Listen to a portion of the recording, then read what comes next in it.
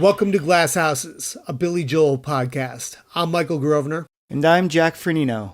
Join us as we dig deep into Billy Joel's songs and history and what his music has meant to us.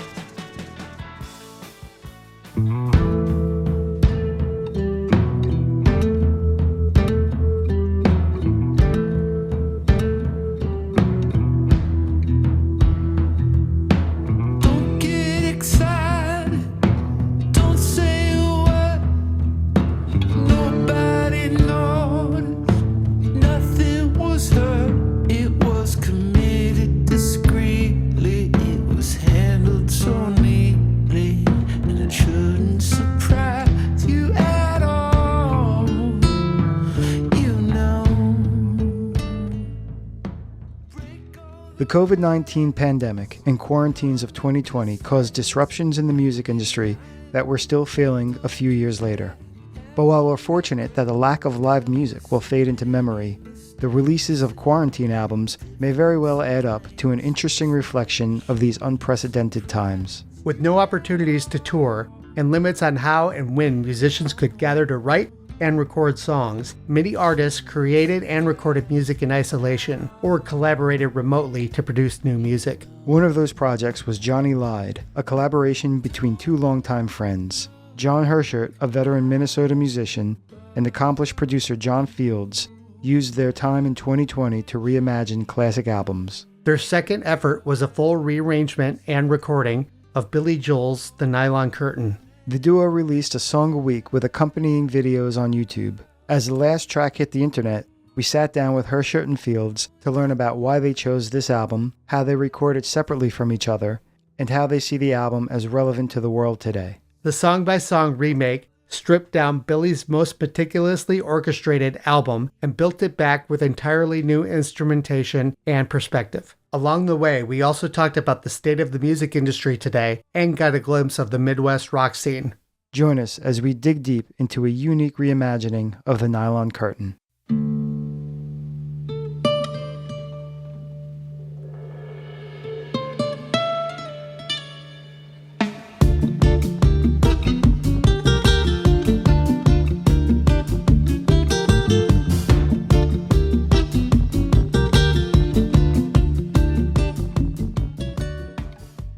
2022 just so happens to be the 40th anniversary year of the release of the Nylon Curtain. We thought it would be a lot of fun to celebrate this great album in a few ways. So we are going to be bringing you a trio of episodes all involving the Nylon Curtain album. In the fall, we're going to be doing our album retrospective on the album, which is going to coincide with the actual 40th anniversary. Later this summer, I'm going to be doing my next playlist episode, which is going to have live cuts from the Nylon Curtain album. And this first episode of this trio of Nylon Curtain-centric podcast episodes is with a great duo of musicians who goes by the name Johnny Lied, who just released a reimagining of the Nylon Curtain album. The two of them re-recorded the entire album, and we will be talking with them today about the process and about the choices and everything like that. It's a great way to set off the celebrations of the Nylon Curtain. And beyond the album itself, what I really enjoyed about this conversation was in part discovering that this was a completely genuine undertaking. We became aware of this project probably the same way most of us Billy Joel fans were. The duo was posting videos from each, they made videos for each song, and as they released them, they posted them on the Retold page and other Billy Joel groups. And so we all caught on that way. And I dug them, and a piece of me was just wondering if it was just a little bit of piss taking, because these guys were, kind of hip, and, Billy is still terminally unhip in a lot of ways, even though I think his stock is rising. I was very pleasantly surprised to find out just what huge fans they were through and through. And it made what was already a great project really astounding then to discover, how excited they were about these songs even before they were thinking about doing it, the level of detail they went into. I especially liked it, and you'll hear these comments, just their thoughts about what this album meant when it came out back in 1982. Its place in American history, the time era in which it sat, what it reflected, and how that plays into what's going on today in its own way. That made what could have been, a conversation that certainly Michael and I would have enjoyed the hell out of, just getting real wonky and technical and, did you use a marimba on this one? And, how many overdubs did that take? That the kind of stuff I love, at least. Right. Really, really colored this in a different way. It sort of showed the perspective of where Billy's music sits in the pantheon of popular music in, let's say, the second half of the 20th century, and also what he was able to say about life in America in the early 80s. It was really great to hear how they rediscovered the album through the process. And they were obviously familiar with the A side, as most people are, but the more they explored side 2 of the album with Prizes and Scandinavian Skies and Where's the Orchestra, you could see them falling in love with an album that they already liked by really dissecting it and really getting deep inside the album, doing it their own way in a very organic way at the end of the day. The results are fantastic. It's a very interesting approach. A lot of arrangements that I wouldn't have expected. And it works. It works really well. And it's just 2 guys here. It is a duo. Jon Herchert and John Fields. Funny enough, I knew the name John Fields over the years, but until just a few days before our interview, I never put the connection that it's the same guy. John Fields is a music producer and an engineer, has been in the business since the 90s. If you go into the other room and look at my CD collection, I probably have 50 or so albums that this guy's done. And so to actually get to talk with somebody whose work I've already admired over the years was a big treat. And the rapport that him and Jon Herchert had was just so much fun. And, hearing the involvement of Glenn Phillips from Toad the Wet Sprocket. So many cool stories about this project and how it all came together and where they see it going from here. I'm really glad they were able to take some time to chat with us, because it was a really fun project and a great conversation that came out of it all. Let's jump right into our interview with Johnny Lyde.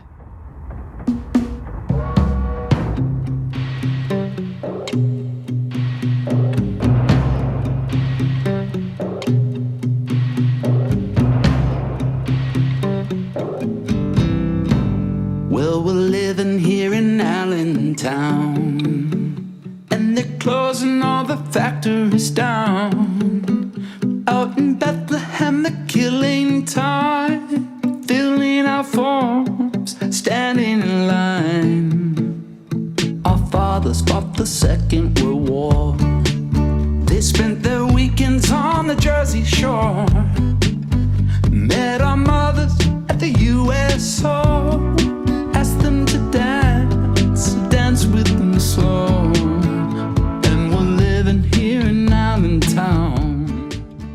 From what it looks like on YouTube, just where you guys started off with Katie Lies in 2020, it looks like this collaboration was something that came out of the pandemic. Was that the case, or had you guys been planning on working together for a while? I see that face. There's more to the story. Go on. Yeah, you're right. I mean, that's exactly what happened. I mean, in this very room and his room, and we live about 10, 12 miles apart. My family was very safe. We didn't go anywhere. We didn't do restaurants. We didn't go to stores. We were Amazon delivery groceries for a long time, for that first, 10 months. Yeah. And we were just kind of cooped up and I was cooped up in this room. And actually I have a studio that's like 8 blocks away from here. That's like a big building and all that with all my stuff. But once the pandemic hit, I kind of built a little home studio here with, a mic, a guitar, a keyboard, and a pair of speakers and, a couple guitars and just hope for the best.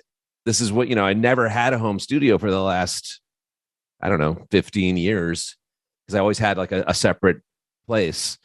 So I had to build something quick. And then we started doing these late night FaceTimes between me and Herchert. I've known him for 25 years, maybe even more, 30. We made a ton of music before this together. Back in the 90s, he had a band that I produced called Mango Jam. And I did, I think it was their second record and third record in like 93, 94, 95-ish. And then we just kind of fell in love back then and, dabbled with each other here and there on the different musical projects. But we never really finished anything, is what's weird. we started a solo album for him, but he kind of usurped it back and took away all that we did and redid it all himself, which is way better than the way we were doing it and so forth. So we've known each other for a long time. That's not true. Yes, it's true. You're the man. Fields he's been when I first met him back and then, he's a couple years older than me, but I was like, who is this guy that can play everything and knows the studio? He's like a whiz, and I was so green. I had no idea how a record was made or anything. I had some talent and whatever. I was in a jam band and I was blown away by this guy and his knowledge of music. So he's always been an inspiration, but his band was a little more tropical rock. Psychotropic. And what we kind of bonded on was like Delamitri. Yep. Kevin Gilbert, Toy Matinee, Jellyfish, Crowded House, the Grays, XTC, XTC, all the stuff with like cool chords. And he kind of really turned me on to I didn't know all of Rundgren's stuff, and then it all came back to me as he's like he's a Todd freak. So, but like Utopia was a big one for me, and obviously Something and Anything. I think I heard that when I was in the womb. He and I just have this music connection of and we're looking to learn. And by the way, we didn't even mention. I mean, the biggest was I've seen Steely Dan twice live in my life, and both times were with you. So, no kidding. Because you had the tickets, and you're like, you want to go see Steely Dan? I'm like, fuck yeah, let's And we just bonded on all of it. And actually, to be honest, there's a lot in common. Actually, strangely, having done Katie Lied and now Nylon Curtain, they're both really complex musical records. It's not your normal G, A minor, C. It's not, it's not that kind of music. It's like you really have to science out and figure out what's going on in there. And, you don't want to be embarrassed and be playing it wrong. I got to be honest, I remember playing Pressure on a piano. I was producing a band in New York City once, and I remember it was at the Hit Factory. And I remember it was like, oh, Billy Joel recorded here once. And the assistant engineer was like, he played on that piano. And I remember sitting on the piano and I started playing Pressure. It's like, and my buddy Dorian was with me and he was playing drums. It was drums and piano. We weren't recording. We were just jamming in the big live room. And I was like, I swear I've been playing that song for 25 years on a piano wrong. It took this project to sit down and actually figure it out. Like, there's so many little details that you forget about. And the same thing happened with Steely Dan. I mean, I am a freak for every little note, but that's not a band that you just listen through as a musician and are like, oh, like you're not just like saying like G minor, F sharp minor. You can't. Okay, but back to the original. So now we're stuck in our homes. Jon has a really cool home studio. His you can see it. It's awesome. My garage. I converted my garage. No more cars in here. Yeah. So that's why when you see some of the home, footage is me basically in this room pretty much. Yeah. And he's always in a cool looking, spot. If I remember correctly, the way it started on the pandemic was, and it's not the Billy Joel side of this, but it was the Steely Dan side. I wanted to learn. I started actually that story of like learning the song for real. And I wanted to learn, I think, was it Rose Darling? Rose Darling. Yeah, Rose Darling, which has this part in it that I've always felt was the same exact music as this Todd Rundgren song. Just, it was like the exact same. It freaked me out always. And I was like, I got to learn how to play this. Learned it, laid it down to a click track, and I sent it to Jon. And I was like, dude, you should sing Rose Darling to this right now. And he did. And he sent me back the vocal. And I was like, ooh, I'm going to play bass. Sent it back to him. He played guitar. And he took video of the guitar part and the vocal. And all of a sudden we had video of the recording of Rose Darling. No, there's no Johnny Lied at this point. There's just two guys drinking wine at night during a pandemic at midnight.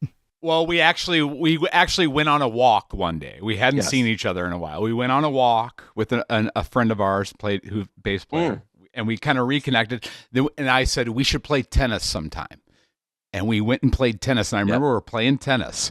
And he's like, you should really make a Steely Dan style record. I mean,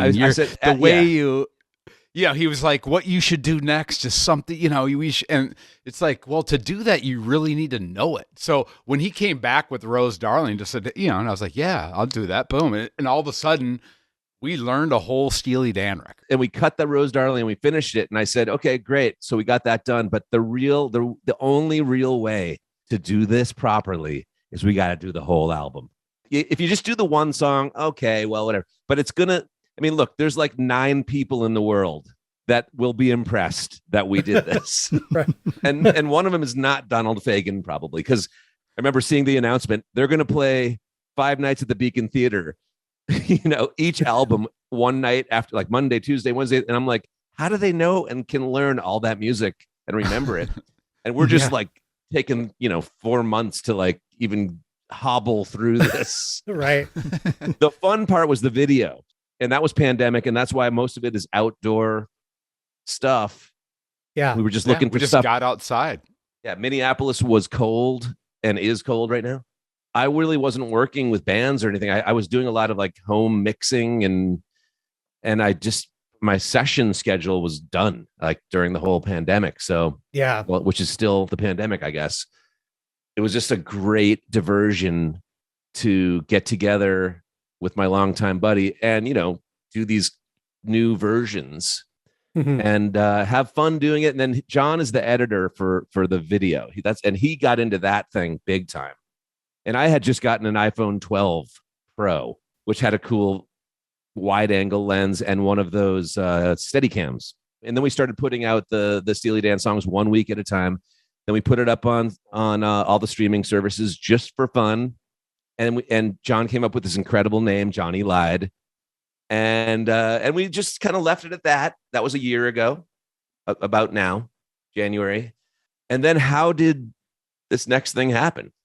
Johnny, how did Nylon Curtain happen? Well, we were talking about what are we going to do next? And, are we going to do another Steely Dan record or something? Or are we just going to be like a Steely Dan?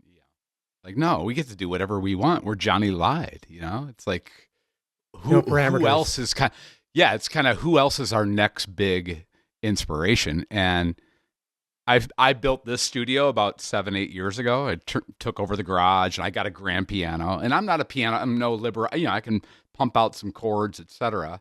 And I know music, but like I wanted to learn how to play piano. So I wanted to learn Billy Joel. So that's how I really got into Billy Joel. Like, actually, you know what, Jon, you should back up about Billy Joel and because Jon had a Billy Joel cover band, or has one that started maybe 5-10 years ago. It was about that same time, about 8 years ago, actually. Yeah. So what was that band called? It was called the Sloppy Joels. This I promise from the start. I could not love you any better. Love you just where you are.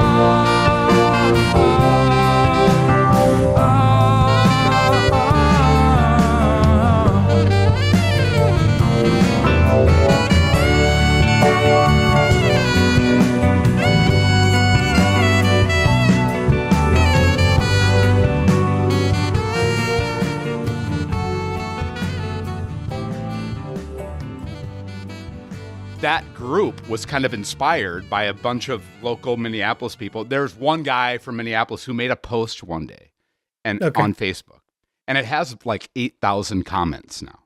It's a kind of a bit, we call it the Billy Joel thread. Okay. It's a friend of ours. He posted one day, I only wish Billy Joel defended me as much as I defend him. Yeah. And it became this passionate Billy Joel. Alive. It's That's still great. alive, and it comes alive. And so, and from that, a bunch of us locals, we are all like, we should start a band, and do a Billy Joel tribute. And we don't have to be perfect. We're going to call it the Sloppy Joels. It's going to be fun. And we all get to learn the song. So for me, that's how I really got into Billy Joel. Like, I knew him as a kid from the hits. Yeah. But I never bought the records, I didn't start buying records till like 86, 87. And I was buying Zeppelin and Pink Floyd and I was kind of, but Billy Joel was always kind of in my soul. I knew all the, Only the Good Die Young and all, whatever, all those songs. The Nylon Curtain, the way that impacted me, the first time I heard, I knew Pressure in Allentown for sure. But my dad served in Vietnam. He flew Huey and the OH-1 and Cobras in Vietnam. So he came back from a Vietnam reunion. And one of the on a VHS, he was playing me the VHS of the memorial or whatever. And that song was on. And I was like, that's Billy Joel. I'd never heard that song. And that song, like, it just hit me. Like, oh my God, he spoke for my dad in that song. And that's when, like, my respect just went, whoa, I got to figure this guy out. Mm-hmm. To me, every time I hear that song, it kind of hits me right in the heart. And then there were so many other songs on that record that I didn't really know. And it is kind of a modern man at that time. He's 33 making this record, just kind of coming to life and giving so much truth about where he's coming from and what he's been through. And the whole idea of the Nylon Curtain and kind of being able to see through the facade of the rose-colored glasses we have in America. And I don't know, he had to me, it's so much bravado. And I don't know, there's something about that record that resonated with. And I was like, Fields, what about the Nylon Curtain? And I mean, of course, I was like, I'm in. Now, my Nylon Curtain story, or I mean, my Billy Joel kind of history. It's funny. The guy that started that thread, I defend Billy Joel. That Facebook thread. His name is Mike Rickberg, and he's an amazing musician and songwriter of a band called Rex Daisy. And but in the early 90s, like probably like 94, 95, we had a band that played was it Wednesdays or Thursdays at Lee's in downtown Minneapolis for years. It was a weekly gig, and it was a cover band called Two Tickets to Paradise. And we basically played kind of, I don't know, I would not say tongue in cheek, but just 80s covers or just a cover band. But we were sloppy, like, it's funny, he was in the Sloppy Joels as well. But just kind of Rickberg was in scrappy versions. Like, we didn't rehearse. It's like sometimes we would play like the entire The Wall by Pink Floyd and never have rehearsed it. And you're just like, and I was the keyboard player, and we're just like trying to get through it. And of course, everyone's drunk out there, so it's just fun. And it's our friends. It's a small little crappy bar. Yeah. So there was no pressure to be good or anything like that. So, but we played All for Lena because that song, to me, like, I grew up in Boston, basically. I was born I would be like 11 years old when Glass Houses came out in 1980. And I have a weird kind of musical history in that my uncle was a hit songwriter and producer. And he had a huge hit called Funky Town.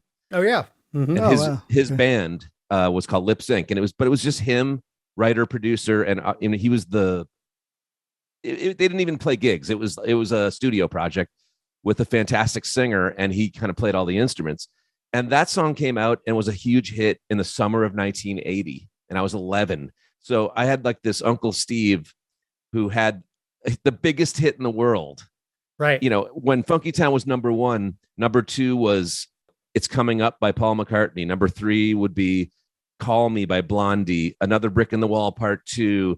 You're the Biggest Part of Me, Ambrosia. Like, the top 10 were all kind of huge songs. Yeah. And he gave me Glass Houses, the record. Mm-hmm. And I remember just one of the first songs I played on piano was that, because you could just bang it like ding, ding, ding, ding, ding, ding, ding, ding. Mm-hmm. And I remember that bass note it's like, it reminded me of like, it wasn't just, it was like the fifth in the bass. It was a weird note to play on a bass note. Yeah. Yep. And it just attracted me, kind of like Brian Wilson kind of had that music, and Rundgren had that. It wasn't just kind of your classic, like Bruce Springsteen. All my friends liked that kind of music, and that was not my thing. Right. Billy had like, I mean, I always said this. It's like Billy is kind of like Beethoven and Mozart meets Lennon and McCartney. 100%. It's like all those but as much as you think, I mean, and we love the Beatles more than anything. I mean, we're just the biggest band and most influential thing in my life. But when you listen to Billy, you're like, wow, he's doing it like really correctly. Like, they were kind of scrapping through it. Right. And then you listen to Billy and it's like, oh, okay, he's doing it right. Like he took piano lessons or something, or I don't know how he knows that kind of Mozart, Beethoven counterpoint action. Yeah. But there's no wrong notes and weird harmonies with Billy. It's always correct. So I was attracted to that kind of music, and especially Billy. So when I was growing up, he's like, Glass Houses. I kind of started there. I don't really appreciate the earlier records as much. Obviously, once the Phil Ramone thing started, it was like 52nd Street, the other one right in between there. It went the Stranger, 52nd Yeah, Street, Stranger. and Glass Houses. Yeah. I mean, I remember like Zanzibar and like Stiletto, just like as a 12-year-old, 10-year-old kid, just like going, this is incredible music. So he was always like a beacon for me, like, how to learn to play music. And obviously Liberty and Stegmeyer and Javers and Brown and Kanata. And I was remember just studying the credits on the back of the records. I mean, not just Billy records, all records. Oh yeah. Like, I'm going to do this someday, I will take the fall for Billy. I mean, I'm a huge We Didn't Start the Fire fan. I think it's one of his best songs. And, it gets a lot of shit out there. It does. Even by him. Honestly, nobody has written that kind of a history lesson song that I've ever heard since or before. Again, with the weird bass notes. Yep. And that was one of Tom Lord Alge's first mixes. No kidding. He's a super mixer. And I ended up working with this guy over the years. And actually, Tom, was involved in a lot of my biggest records as a mixer. And I remember asking him, I'm like, dude, how did you get in on We Didn't Start the Fire? He's like, man, I just was working at the studio, and he did the first 3 songs on that record as a mixer. But yeah, I love that record, and I was the right age. I was just soaking up music. And so by that time, Billy was starting to get, among my musician friends, you'd start, I'm assuming you guys are musicians. Yeah. Yeah. There's a couple kinds of musicians. There's like guys like us maybe that are into like, complex music. And then there's, the other type of musos that are like, just, they started bad mouthing Billy. And like you hear it all the time. Phil Collins gets shit. Neil Diamond gets shit. John Denver gets shit. These are all my heroes. They're all ridiculously good. I know. Yeah. But I don't know if it's because they're so big or because he's, but I will defend Billy all the way to the bank, because I honestly think he's one of the, the best songwriters and kind of honestly producers. Yeah. I know he didn't get producer credit on those records, but I know he produced those records. Yeah. Especially during that period where it was the same core band. It's like they just had such a working relationship that they just all shaped the way everything came together. Yeah. Who else had a band like that actually played on the records? Yeah. It was rare. And of course, it really hurt when I saw it all dissolve. I know. It was tough because, I was like, man, the guy who wears the watch on his ankle, what happened to him? But yeah, so Nylon Curtain, man, we just attacked it. I think, did we start with Allentown?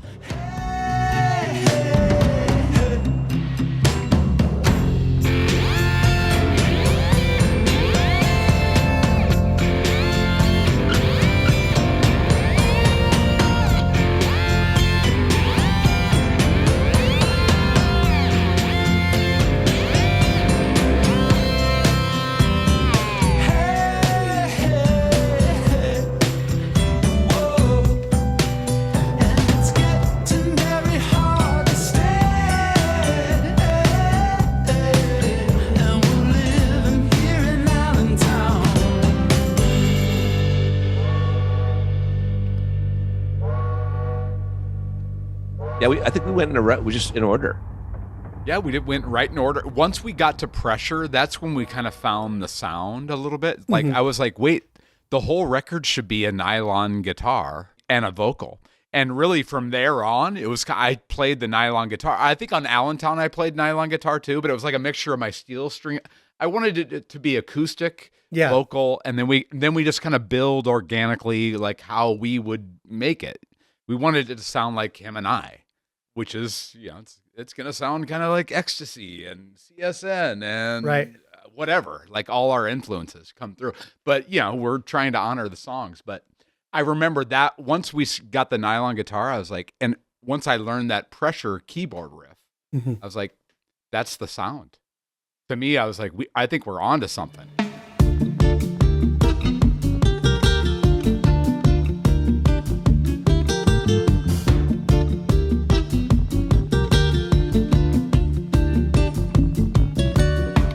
You have to learn to pace yourself. You're just like everybody else. You've only had to run so far, so good. But you will come to a place where the only thing you feel are loaded guns in your face, and you'll have to deal with pressure.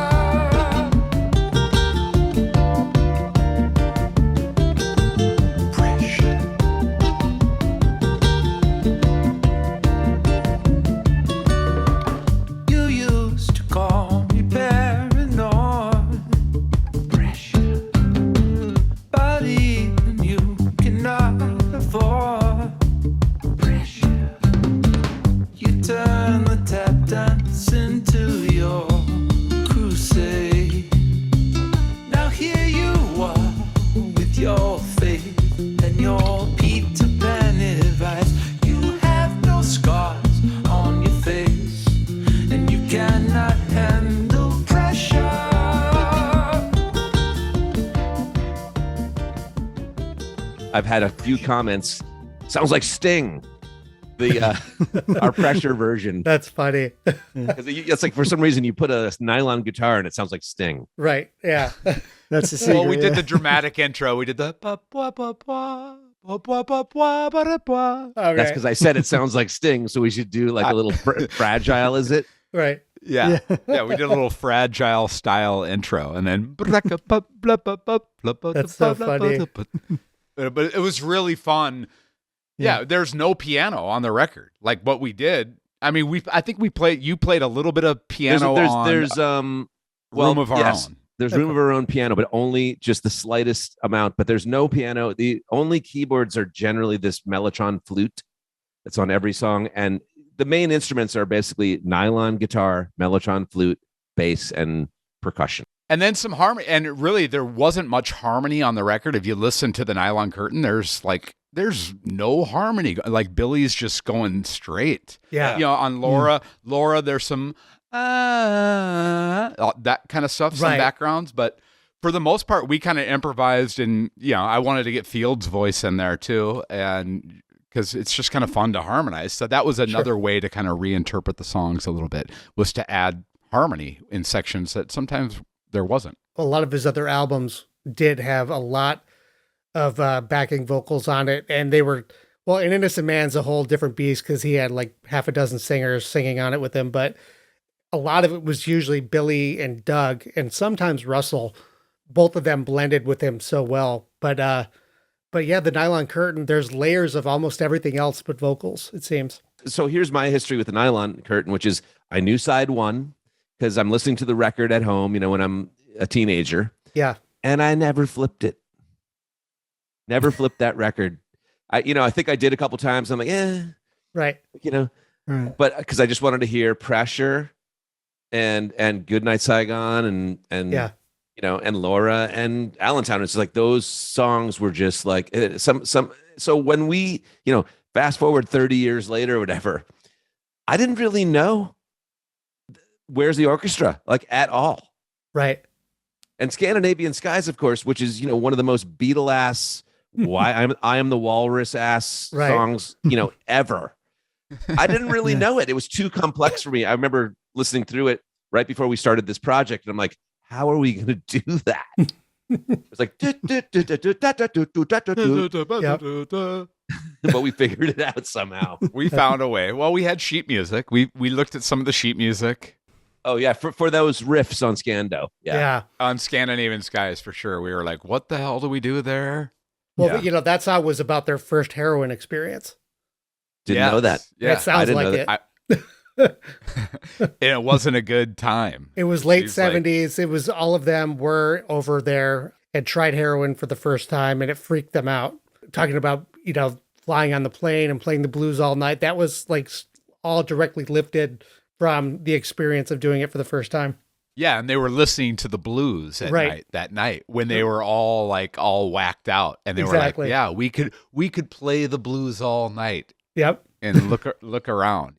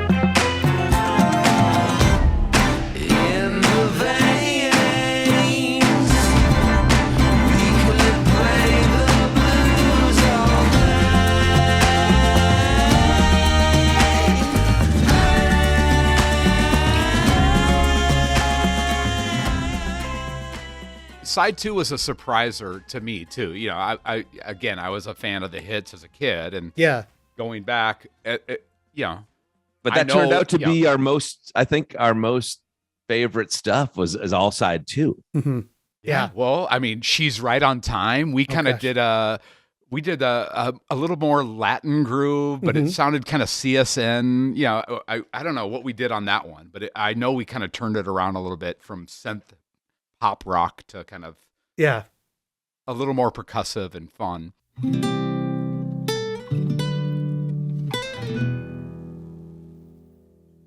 Turning off the Christmas lights, 'cause baby's coming home tonight. I can hear her footsteps in the street.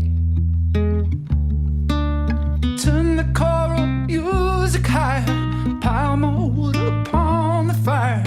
That should make the atmosphere complete. I've had to wait forever, but better late than never. She's just in time for me. She's right on time. She's right where she should be. She's right on time. And that was kind of his uplifter song after, side A, which is, you got Laura and Goodnight Saigon. You ending with Goodnight Saigon. You're going to turn to the other side. You need something to, kick you up a little bit. So, Yeah. and that was kind of all he had on that. From there, it's like, wait, Surprises and A Room of Our Own. It's kind of it's a dark record. Yeah. And it was a dark time. It is 1982. It's like, Yeah. I think we were in a reset. I remember just my dad, everything just felt kind of, Yeah. America seemed weakened Right. in a way. Because And almost like it feels right now. Right. It's like it kind of feels. So to me, as we were doing the record, I felt it. Yeah. Sure. And that's, and for me as I love to, 2020's been tough, or everything. You don't get to perform. There's not as much. Yeah. For me, this record was like a chance to go create and perform, like in making the videos and the performance and connecting. I don't know. I hope, to me, I hope it connects with somebody. I know it's a dark record, and probably one of those songs on the backside of that record are probably some of his least favorite. He's talked about it a lot in recent years. He goes on record to say that that's his favorite album of his. Yeah.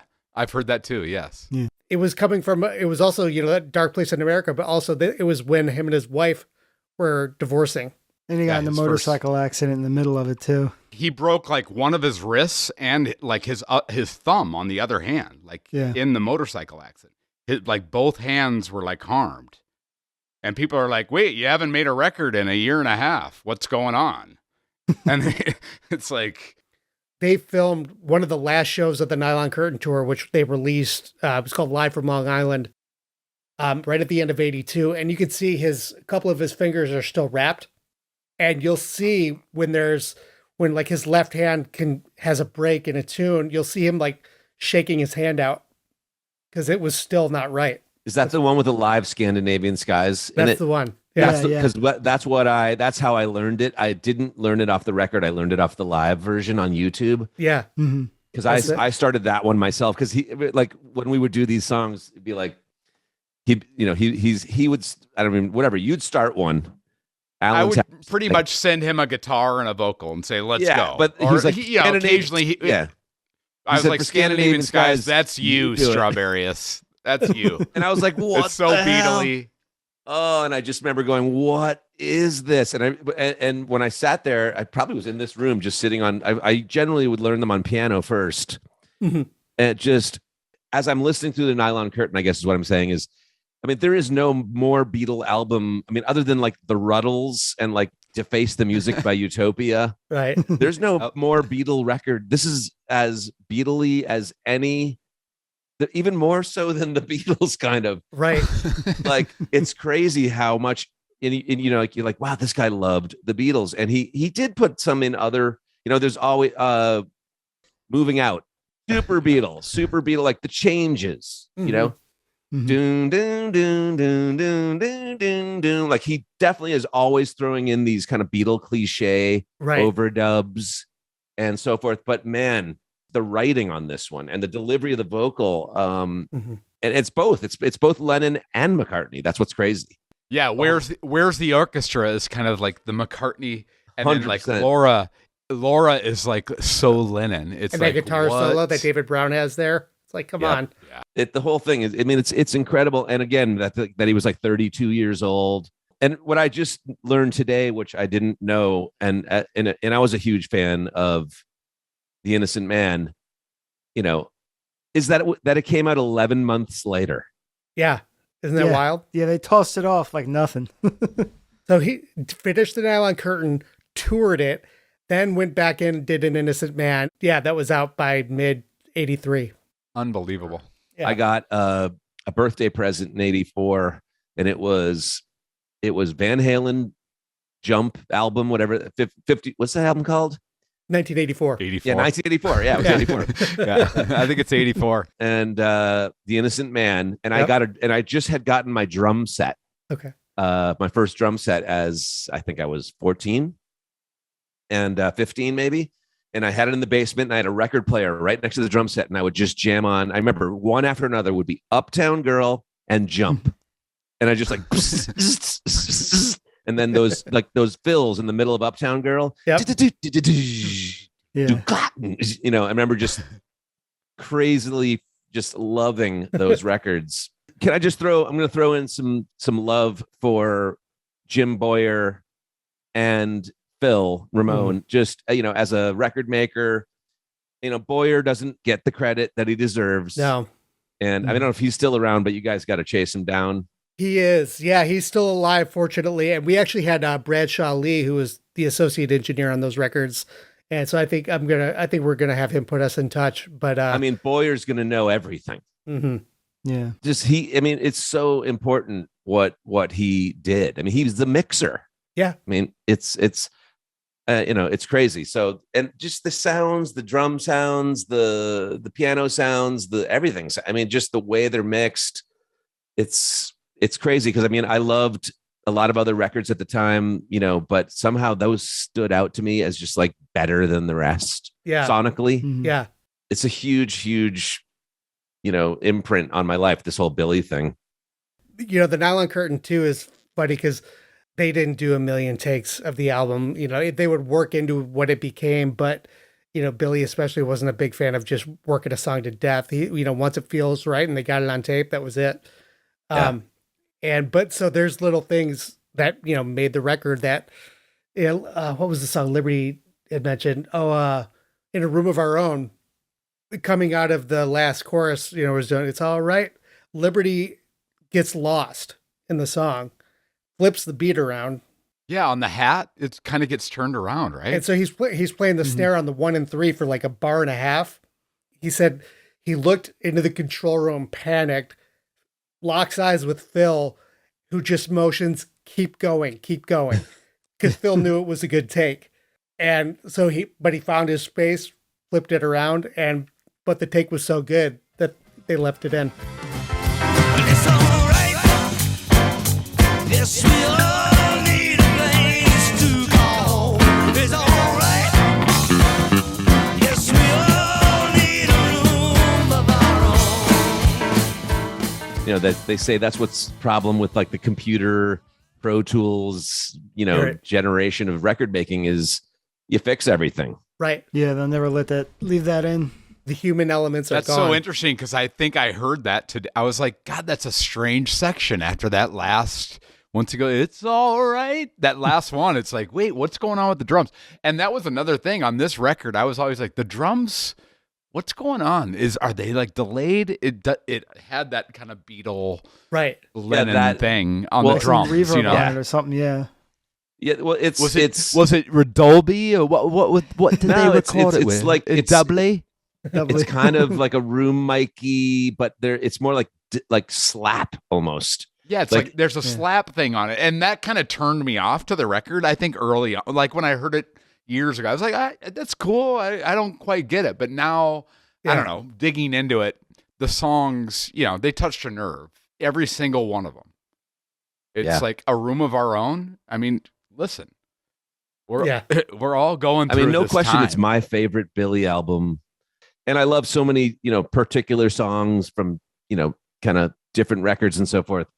But as a whole, I think it's the most succinct and most complete, best sounding, to be honest. I love the Phil Ramone, Jim Boyer era records. They all sounded great, but none of them sounded big like this one.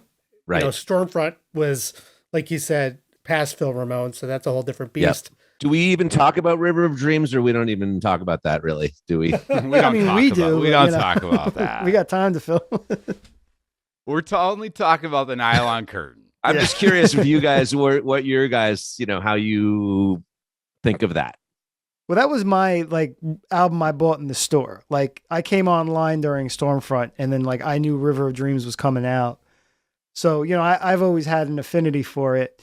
I found that it's better in passing. If you kind of sit down and listen, some of the songs go on a little too long at the end. Like there's a little too much kind of overdub silliness going on there. The one big takeaway to me is no other record from that year sounds like it. Like he's neither trying to be young, nor is he doing that late 80s Phil Collins, Eric Clapton thing where he's like, nope, I'm middle-aged. It's cool. Everything's got some nice, smooth, wet production on it. And we're going to slide her into our Dockers. I really think that makes that album more interesting than people give it credit for. Yeah, and then he just checked out. Yeah.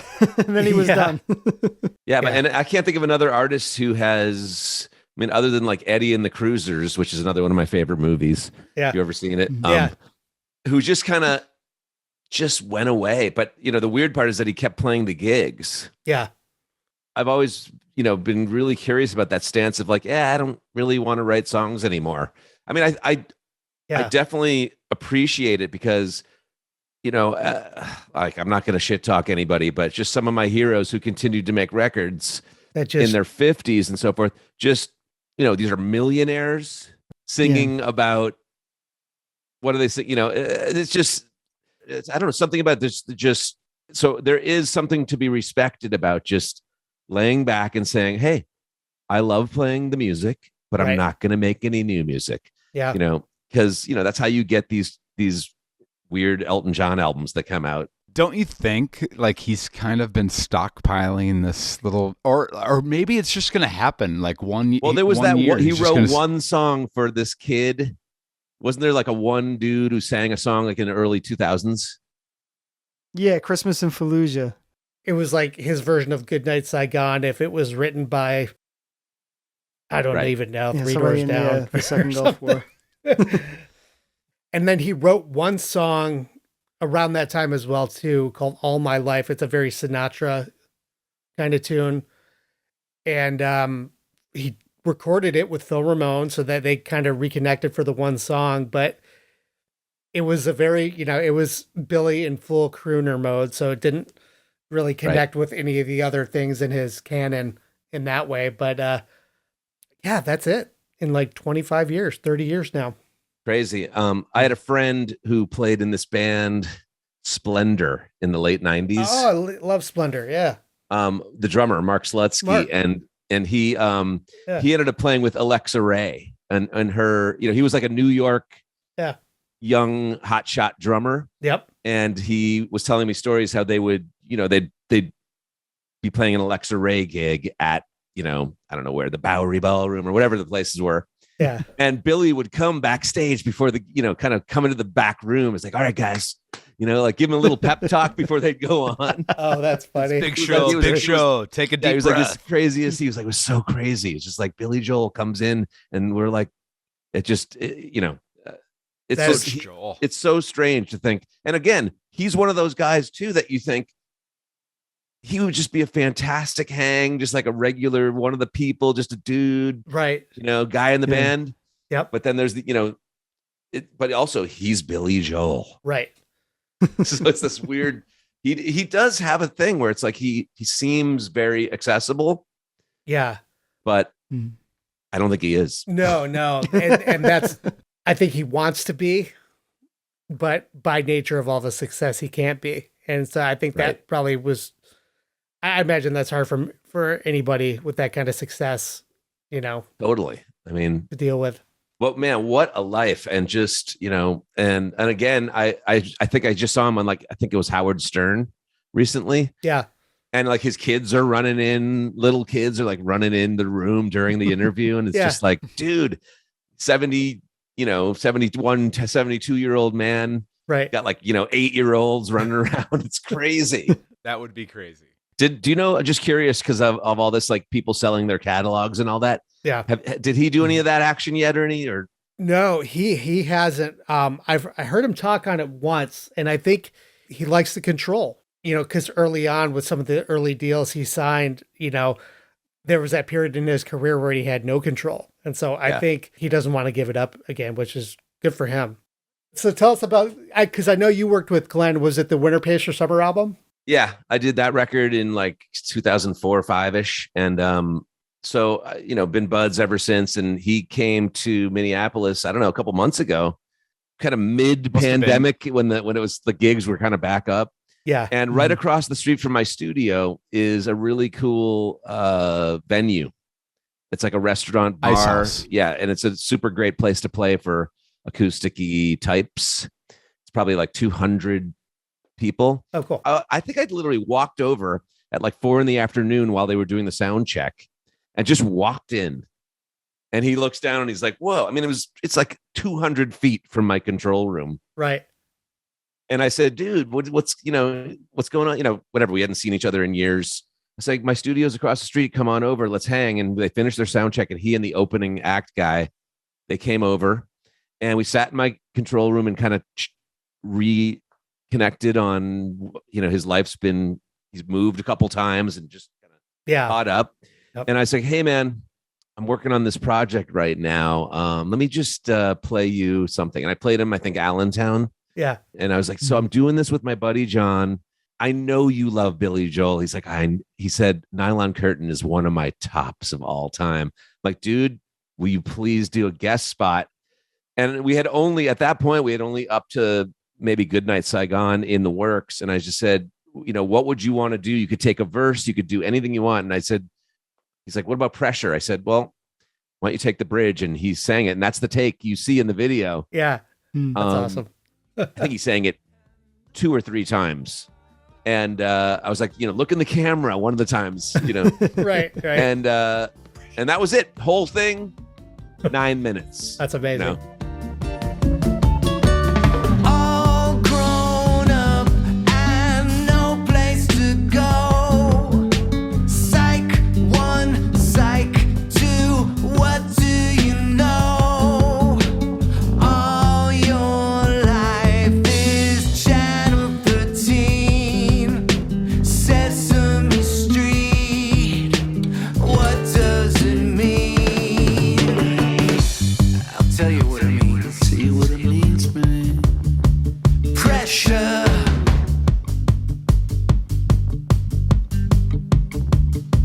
Pressure. Don't ask for help. We'd love to have a guest. We had Phil Solem from the Rembrandts on, I think, the Room of Our Own. Was it Room of Our Own solo? On banjo? Yeah, he played a banjo solo. Yeah. It's alright. It's the one thing that we should know. It's alright. Yes, we all need a room of our own.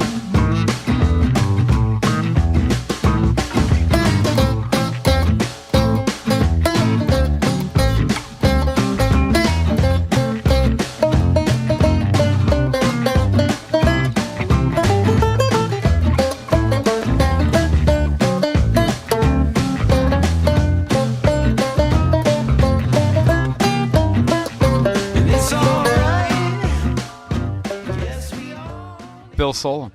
Unbelievable. He lives in Nashville now, but he's from Minneapolis. Mhm. So I remember calling him like, dude, will you play a solo on this? Do you have a banjo? And he's like, I do. So we'll occasionally we'll farm out a little piece. Yeah. Someone else, and those, it just happened to be that those were the 2 guest spots. Yeah. There wasn't much room for guest spots on this record. The Steely Dan record, we had Ross Rice Yep. on Yep. Chain Lightning. I'm particularly just really proud of, what we did. When you finish it up and you're done with, it was 9 songs. Yeah. Especially with the epic. I mean, Scando was like 20 songs in there. Yeah. And it's just like, and then we, getting to go make the videos with one of my best buds. And like, we went up to Duluth. Some of those are up in Lake Superior, which are some really cool nature. Oh, amazing up there. And it was just fun. And we're going to do it again. We don't know what it's going to be next. We've been talking about 1982, but we've also been talking about I will say we love Joe Jackson. Okay. Yeah. But we love everything. So we don't know where it's going. We've gone from Steely Dan to Billy Joel. It's like, what could be next? Yeah. I don't know. I mean, like, that is kind of like, to me, that's the top of the heap of American songwriting right there. Right. Donald Fagen and Billy Joel are that's the top contemporary American classic recordings that have happened to me. I don't know. And then, I don't know. I think there's so many other people, but a full record, I don't know. It's like, I kind of we might be done with that. We might be done making full records. We might just do singles or or we might just start making original music. Or, pick a year and do songs from 1986 or We've 76. talked about that. Yeah. We actually talked about 82 because 82 is just chock full of incredible.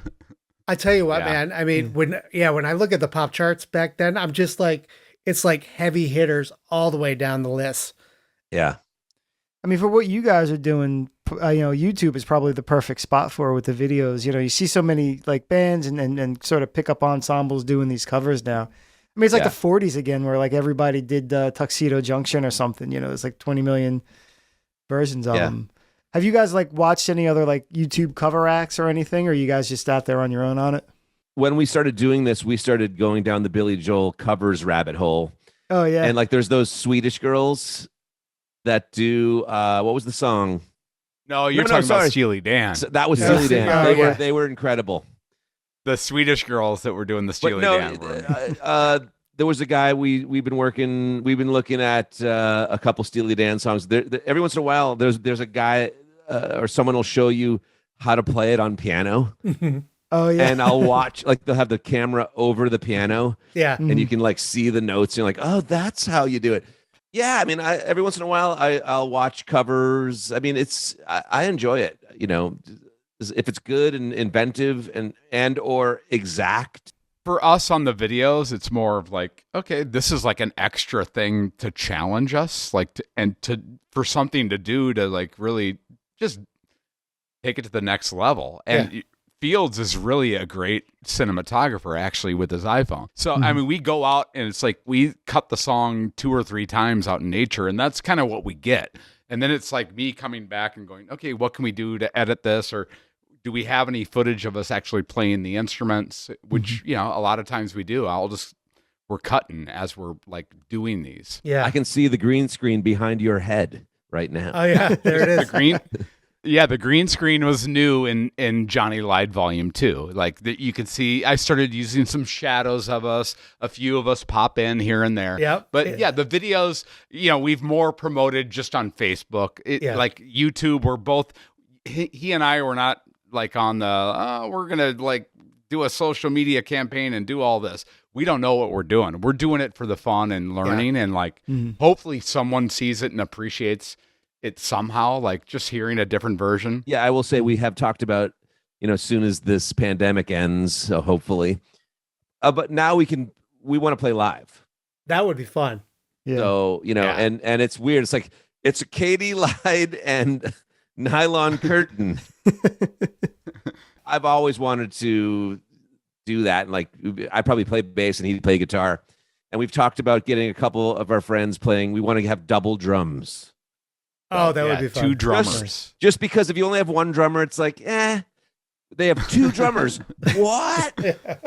Yeah, you get all the percussion aspects and Johnny Lied could be a cool performance act at some point. Or maybe we could just do the Nylon Curtain almost as a musical in a way. Like we could come out and like, because to me, that record tells the anything's story. possible. Yeah. It tells a story. It's like a play. It's like a musical. And where's the orchestra? That is the musical of just like everyone's life playing out. It's like, where is the orchestra? It's like, okay, I've been through all of this. Yeah. Now where's the where's the reward? On empty chairs. Right. Right. Yeah, And the to last thing me- he says is on empty chairs, where's the orchestra? To me, that is the like to know that song and just to learn it. Oh. I was so proud of myself just to even learn that song and then to be able to record it. And I feel like we did it justice. We did it in a, it's our own way. Absolutely. And just to have Allentown just come back in at the end and that was such have a everything nice touch on cycle that around. that song. Yeah. That was a good catch. Yeah. Yeah, no, I mean, it's just, that's the way it is. That record is genius. And it was an honor to recreate. And I've never seen Billy Joel live. I've been in this Sloppy Joel's cover band. I think we did 4 or 5 shows. And a couple times we did shows while he was playing them. We're like, let's book a gig next to the Target Center where he's playing. And maybe after the gig, he's going to come over to the bar. And I remember that. sit in. It was kind of like waiting for Guffman in a way. Like, Right. But we were all passionate about these Billy songs. And, as a musician, as a man, a woman, man, whatever you are, Billy Joel is like, he's a rare breed. Mm-hmm. He's given us so much truth, honesty. Oh my God, that It's song. rare.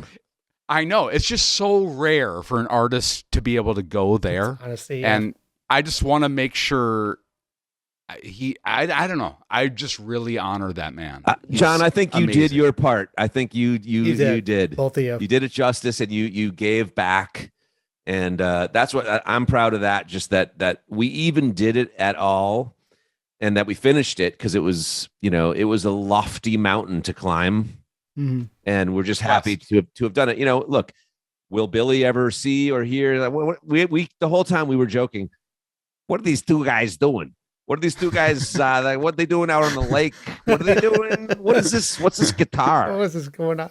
Yeah. What are these guys What are these doing? guys doing with the nylon curtains? Right. And we like make it like what would say if he saw it? Yeah. Before we wrap up here, telling everyone where they can find you and find what you're doing and check out some of these videos. We'll link to them as well, but why don't you let everybody know? Oh, that's a good question. I think we have a YouTube at Johnny Lied, right? Fields? Yeah, it's Johnny Lied YouTube, Johnny Lied Instagram, Johnny Lied Facebook. That's the way you find us. And we're on all the streaming services. So, can't say Spotify anymore, but we're on Spotify and we're on Apple and Deezer and whatever, all these other ones. Funny, I mean, the whole Joe Rogan thing. And I'm like, okay, whatever he said aside, I'm like, but you were fine with how shitty the payout was to artists and musicians, but this was a step too far. The songwriter, who David Lowery is? Yes. Right. So he'd been railing against this royalty rate for years. He's been the loudest voice. I think he was in the band Cracker. Yeah. Mm-hmm. He's been railing against this, minuscule royalty for songwriters thing. And, just a screaming guy, but, upon deaf ears. Right. But, I have a bunch of friends in LA who started this it's called We Are Sona, Sona, and it's like a Sona, is it Sola? Whatever. Yes. Whatever. Songwriters of Los Angeles, I think. Okay. They've been fighting this fight, and they took this and grabbed it. It was Neil Young it was a political stance, right? Or a kind of a misinformation stance. Yeah. But the whole time people have been complaining about this artist money thing. And it was just a chance to grab that and say, hey, this is also going on. And because people are listening now, like, oh, this big behemoth company is taking advantage of it's a money issue. My big issue is it's like, well, they're giving, all this money to this podcaster and not me as a songwriter. Right. It's like, or us as songwriters. It's like, let's be equitable with that, because essentially all the money's going. I mean, yes, the dude gets a lot of listens and a lot of clicks, but pay the musicians better. There's a lot of music. The platform was built on music. I mean, yeah, it took them a while for the first while. Remember when they didn't have the Beatles? Oh, right. It's like, oh, now I can get Spotify, and now because essentially I can get anything now, but no, I can't really, because now I can't listen to Joni Mitchell, Court and Spark, or After the Gold Rush by Neil Young. I mean, I can go to YouTube and do it, right? But who knows if anything's going to change? But I will say it made a stink. Yeah. Which is good, because I think, whether the initial reason is for it all starting, I'm all for any excuse for people to start being really aware the convenience for you negatively affects the artist in the long run, and even the short run for a lot of people. I was lucky enough to just squeak in as a producer, like towards like just the end. Like my first major label record I ever made was Teen and the B-Sides and Dovetail Joint, those two records, which were kind of rock. Kind of caught in there. And then the Switchfoot record I made in like 2002 called The Beautiful Letdown. Yep. That was like the end of rock radio. Yep. That was and they happened to have a couple big rock songs on that record. Yeah. So I was lucky enough to like get a little piece of that. But, after that, it just all went to internet essentially. And like, it was just, there was less radio, and radio just meant less to the landscape. So even though you're like on the radio, it doesn't mean you're any bigger than, Right. But in the 90s, it was like, whoa, you get a radio song and it's on. It's right. Like your Sean Mullinses and all those dudes. Oh, forget it. You know what I mean? Yeah. Just one tune and it's on. As cool as it is to not have gatekeepers, what there used to be, like the A&R people, you got to get signed. You got to get it through the president of the label. You got to get the single released. You got to get the promotion team behind you at Columbia Records or whatever. As much as that was bullshit and annoying to, people who really wanted it but didn't get it, it did cut out the fat. Now you get these tunes that are huge hits, or literally have zero history, zero gigs, zero, like literally a laptop bedroom record. And it's cool and all if it sounds cool, but it's like there's no dues being paid. We came in spastic, like tameless horses. We left in plastic as numbered corpses. And we learned fast to travel light. Our arms were heavy, but our bellies were tight.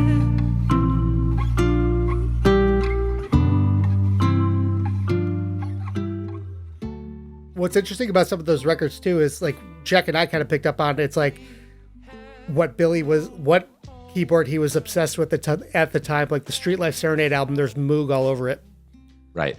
And The Stranger into 52nd Street. There's a lot of Fender Rhodes. By Glass Houses, he was way into the CP80, the Yamaha CP80. So that's on everything on that record, and less grand piano. And so it's like whatever he's like really into at the time, it just colored the whole record. Well, he was moving with the times. That's a cool thing about Billy Joel. He was always moving forward, even if you didn't like River of Dreams or the further records. It's like he was like, I can't make the same thing I did. I already did that. I already did whatever that, I'm doing 10 months ago. Right. Yeah. He's like, I November, did that 10 man. months ago, and I got to get this done for the when label. you think I about got a it, job. All Beatles albums were made within like 6 years or whatever, just like, it's weird when you're like, whoa, that was 40 years ago was the Nylon Curtain. And Billy hasn't made an album for, 26 years or whatever the number is. Yeah. You're like, he made all those in this, like, we're talking about like writing, recording, touring, everything, even the bad songs, even the Elvis Presley Boulevards, just like, we thought about it. We listened to that one and thought, we're like, okay, well, maybe was there any B-sides that never got released? And we're like, this guy's ripping off his own song. He's ripping off The Stranger. And then someone's 1, 2, 3, 4. 3, 4, 4, 3, 2, 1.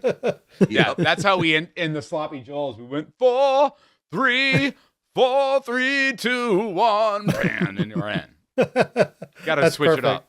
This has been a lot of fun. It really intrigued me. And to me, that's one of Billy's most challenging records to untangle. It was a real treat to listen to. That's awesome. We love that. Thanks so much for having us, guys.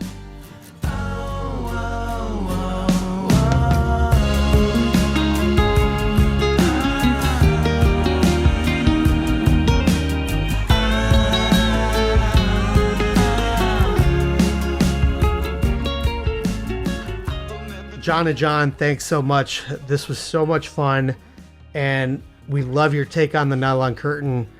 I've been listening to this for weeks now, ever since you guys sent us over the tracks, and really well done. And I've always thought this album was criminally underappreciated in Billy's canon.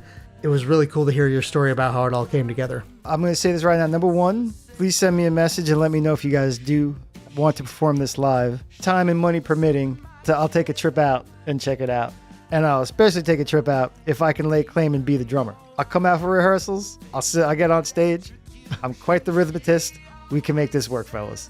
Just don't do it in the wintertime when it's like -20, right? I don't care. I'll come out. That's fine with me. I want to experience the true Midwestern experience, and I think I have to be there in the snow for that to happen. That is the true Midwestern experience, that's for damn sure. All right, so let me ask you this, Michael. What was your favorite track? Ooh, man, I tell you, I loved their take on Surprises. That was probably one of my favorites. I love that song to begin with, but Surprises, I'd say was near the top of my list. I love the sweetness of Where's the Orchestra. That was just very simple and well done. And I also love the surprise Glenn Phillips vocal on Pressure. That totally caught me off guard, but that was a lot of fun too. What about you? I liked Where's the Orchestra. I think Scandinavian Skies was my favorite. I think, and it was interesting hearing how that was challenging for them, but I really think they really stuck on something there, especially with the percussion. That was the instance, I think, where, you could hear them settle into the groove, this mostly acoustic-based kind of thing with the nylon guitar. But when faced with the challenge of trying to arrange or rearrange a song with such idiosyncratic and complex orchestration, I think that's where, like, the muse really touched them. What is it? The muse? What does the muse do? Is it touch you? That sounds naughty. What does the muse do? You know what I'm trying to say. Yeah. I do. Yeah. I think that one really took flight. It's funny, you mentioned Where's the Orchestra?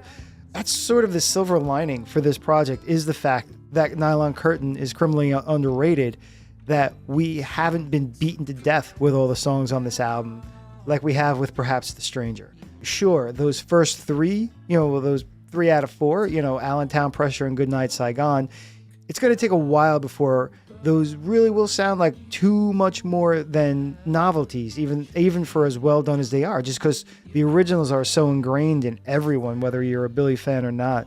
When you get into those more obscure songs, there's not as much baggage attached to them, and you're allowed to really jump right into a recreation of them without thinking quite as much about the originals. When you're thinking about it from that aspect, this is definitely the album to do that with, where you can really take the most chances and the most liberties and really get inside the songs and do something unique that people aren't going to immediately compare to the original.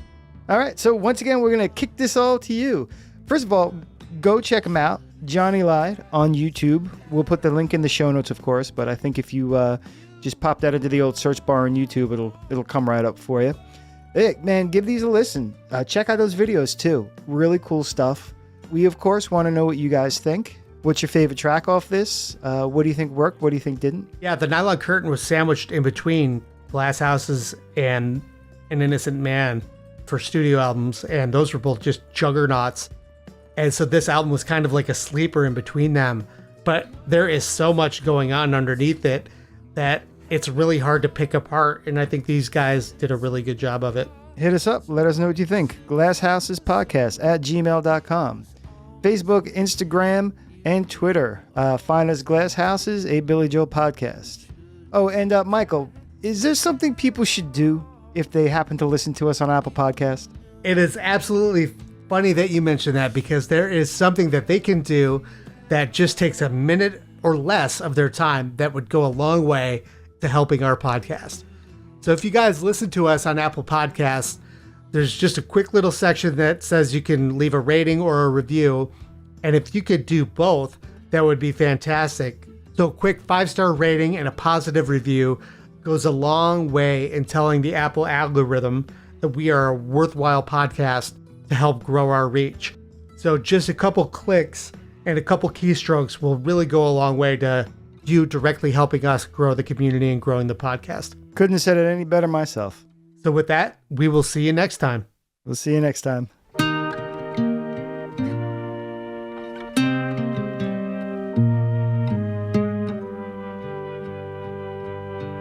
Where's the orchestra? Wasn't this supposed to be a musical? Here I am in the balcony. How the hell could I have missed the overture?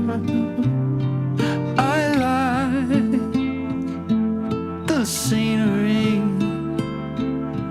even though I have absolutely no idea on what's being said despite the dialogue. There's the leading man, the movie star who never never faced an audience. Where's the orchestra? After all, this is my big night on the town, my introduction to the theater crowd. I assumed that the show would have a song, so I was wrong. At least I understand all the innuendo and the irony,